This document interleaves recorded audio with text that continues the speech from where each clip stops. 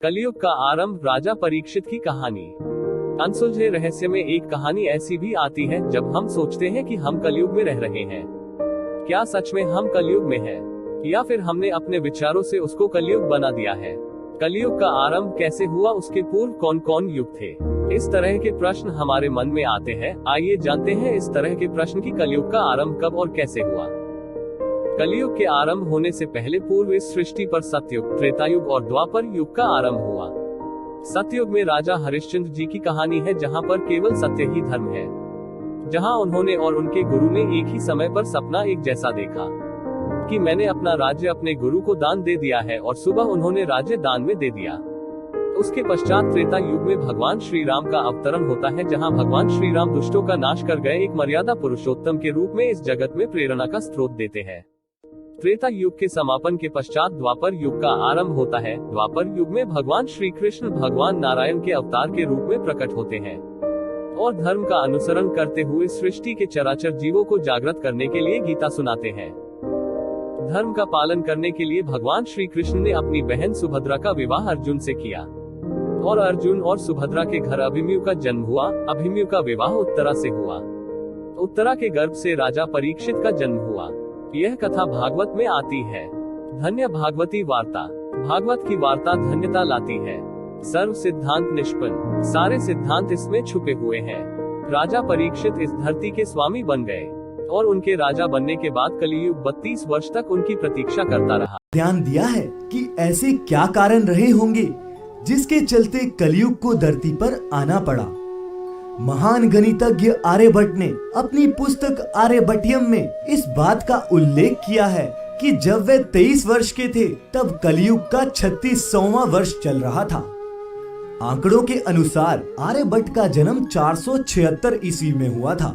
गणना की जाए तो कलियुग का आरंभ 3102 ईसा पूर्व हो चुका था, जब धर्मराज युधिष्ठिर अपना पूरा राजपाट परीक्षित को सौंपकर अन्य पांडवों और द्रौपदी सहित महाप्रयाण हेतु हिमालय की ओर निकल गए थे।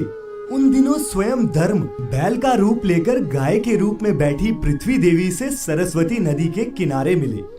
गाय रूपी पृथ्वी के नयन आंसुओं से भरे हुए थे। उनकी आंखों से लगातार अश्रु बह रहे थे। पृथ्वी को दुखी देख धर्म ने उनसे उनकी परेशानी का कारण पूछा। धर्म ने कहा, देवी तुम ये देखकर तो नहीं रो रही कि मेरा बस एक ही पैर है, या तुम इस बात से दुखी हो कि अब तुम्हारे ऊपर बुरी ताकतों का शासन होगा? इस सवाल का जवाब देते हुए पृथ्वी देवी बोली, हे धर्म, तुम तो सब कुछ जानते हो, ऐसे में मेरे दुखों का कारण पूछने का क्या लाभ?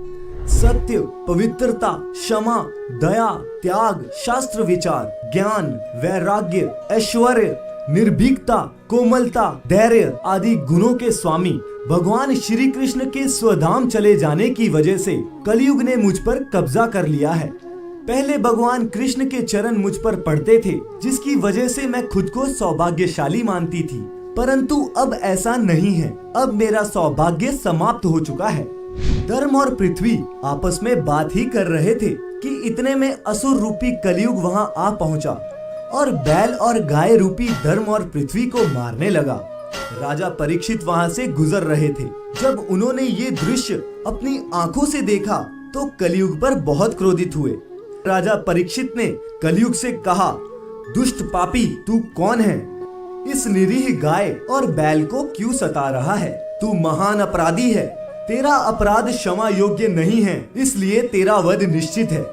राजा परीक्षित ने बैल के रूप में धर्म और गाय के रूप में पृथ्वी देवी को पहचान लिया था। राजा परीक्षित उनसे कहते हैं, हे धर्म, सतयुग में आपके तप, पवित्रता, दया और सत्य ये 4 चरण थे। त्रेता में 3 चरण ही रह गए, द्वापर में 2 ही रह गए, और अब इस दुष्ट कलयुग के कारण आपका एक ही चरण रह गया है। पृथ्वी देवी भी इस बात से दुखी है। इतना कहते ही राजा परीक्षित ने अपनी तलवार निकाली और कलयुग को मारने के लिए आगे बढ़े। राजा परीक्षित का क्रोध देखकर कलयुग थरथर कांपने लगा। कलयुग भयभीत होकर अपने राजसी वेश को उतारकर राजा परीक्षित के चरणों में गिर गया और क्षमा याचना करने लगा। राजा परीक्षित ने भी शरण में आए हुए कलयुग को मारना उचित ना समझा और उससे कहा, कलयुग तू मेरे शरण में आ गया है, इसलिए मैं तुझे जीवन दान दे रहा हूँ। किंतु अधर्म, पाप, झूठ, चोरी, कपट, दरिद्रता आदि अनेक उपद्रवों का मूल कारण केवल तू ही है। तू मेरे राज्य से अभी निकल जा और फिर कभी लौटकर मत आना। परीक्षित की बात को सुनकर कलयुग ने कहा कि पूरी पृथ्वी पर आपका निवास है। पृथ्वी पर ऐसा कोई भी स्थान नहीं है यहाँ आपका राज्य ना हो। ऐसे में मुझे रहने के लिए स्थान प्रदान करें।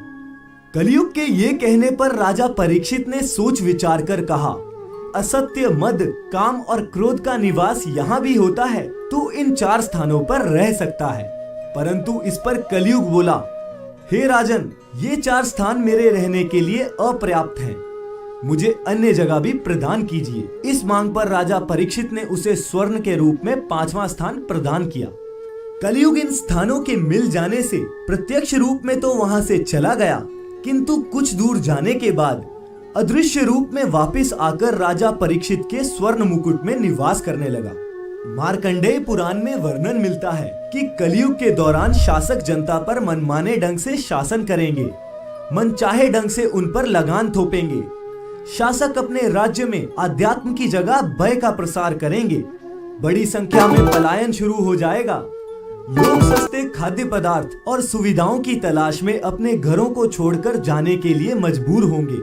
धर्म को नजरअंदाज किया जाएगा और लालच, सत्ता, पैसा सभी के मस्तिष्क में प्रबल रूप से विद्यमान रहेंगे। लोग बिना किसी पश्चाताप के अपराधी बनकर लोगों की हत्या भी करेंगे। संभोग ही जिंदगी की सबसे बड़ी जरूरत बन जाएगी। लोग बहुत आसानी से कसम खाएंगे और उसे तोड़ भी देंगे। लोग मदिरा और अन्य नशीले पदार्थों की चपेट में आ जाएंगे। गुरुओं का सम्मान करने की परंपरा भी समाप्त हो जाएगी। ब्राह्मण ज्ञानी नहीं रहेंगे, क्षत्रियों का साहस खो जाएगा और वैश्य अपने व्यवसाय में ईमानदार नहीं रह पाएंगे। आज ये सभी चीजें दोस्तों हमारी रोजमर्रा के जीवन की साधारण सी बातें लगती हैं,